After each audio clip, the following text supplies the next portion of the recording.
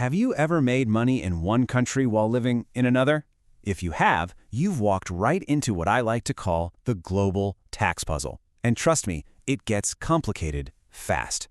Today, we're going to untangle the rules that decide who gets a slice of your pie when you earn internationally. And we're going to focus on the playbook between Japan and the United States.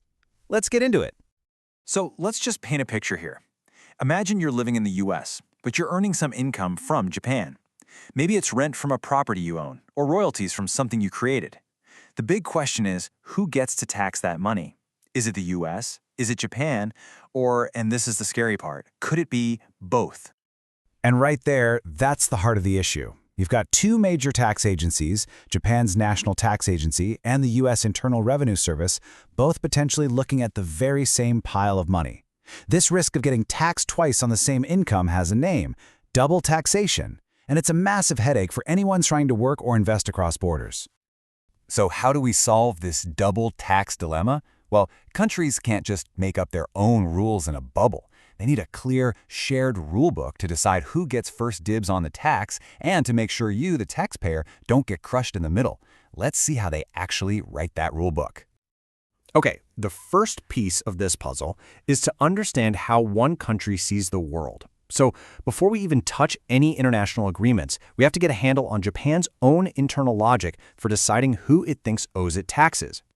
And for Japan, the whole system really boils down to one fundamental question. From their tax point of view, are you in or are you out? Your answer to that question places you in one of two buckets. You're either a resident or a non-resident. First up, let's talk about the resident. Now, what's really important to get here is that this has nothing to do with your citizenship. Under Japanese law, you're resident if your domicile, which is basically your main life center, where your family, your main job, your stuff is in Japan. Or it could be as simple as you've just lived there continuously for a year or more. And on the other side, you've got the non-resident, and that's, well, pretty much everybody else. If your life isn't centered in Japan and you haven't been there for a full year, you're in this category. And for most people based in the US earning some money from Japan, this is going to be their status. So why do we care so much about this label? Well, it's a huge deal. Look at this. If Japan calls you a resident, it believes it has the right to tax your worldwide income, everything you earn anywhere on the planet. But if you're a non-resident, Japan only cares about the money you made from sources inside Japan. That is a massive, massive difference. All right, so we've got Japan's internal rules. But what happens when those rules clash with another countries, like the US? This is where the hero of our story comes in, the tax treaty. Think of it as the international rulebook that can actually override a country's own laws. You know, this analogy really nails it. A country's domestic tax law is like its own internal house rules. A tax treaty, then, is the agreement you make with your neighbor so you can both live peacefully and not fight over whose property is whose. It's all about preventing conflicts and avoiding that dreaded double taxation. But what if both the US and Japan's laws say you are a resident in both places? Uh-oh. Well, the treaty has this really clever solution called the tiebreaker test. It's basically a checklist. First, the treaty asks, okay, where do you have a permanent home available to you? If that doesn't settle it, it goes to step 2. Where is your center of vital interests? Basically, where are your personal and economic ties the strongest? Still a tie? It looks at where you habitually live. It keeps going down the list until it can definitively point to one country and say, this is your tax home. Okay, now we get to the really good part. This whole system isn't just about avoiding problems. These treaties provide some real, tangible benefits.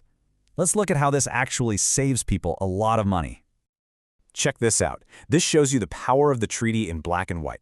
Without it, if you're a non-resident earning royalties or interest from Japan, you'd get hit with a tax of over 20%. But with the treaty, that tax rate drops all the way down to 0, gone. For dividends, it's cut by more than half. This isn't just a small discount. It's a game changer that makes cross-border investment even possible. That makes sense for direct payments. But what about more complex modern situations? I mean, what if your money is flowing through an investment fund that's based in, say, the Cayman Islands? Does the treaty just give up? The answer is no, and the way it works is brilliant. The treaty uses a concept called fiscal transparency. What that means is it essentially has X-ray vision. It looks right through the middleman, that fund in the Caymans, and sees the real owner at the end of the line, you, the U.S. resident. And as long as the US is going to tax you on that income, Japan says, okay, we'll honor the treaty and give you the benefits. So we've gone from this big, messy problem all the way down into the nitty-gritty details. Now, let's zoom back out. Beyond just saving us some money on taxes, why does this whole complicated system even matter? What's the big picture? Here's the most important thing to remember. This is about so much more than just taxes. This system is the invisible architecture of our modern global economy.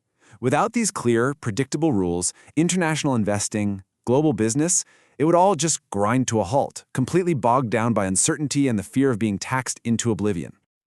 I love this quote because it sums it all up perfectly. Just like the operating system that runs silently in the background of your phone or computer, tax treaties are the code that allows trillions of dollars and countless brilliant ideas to move across borders smoothly every single day.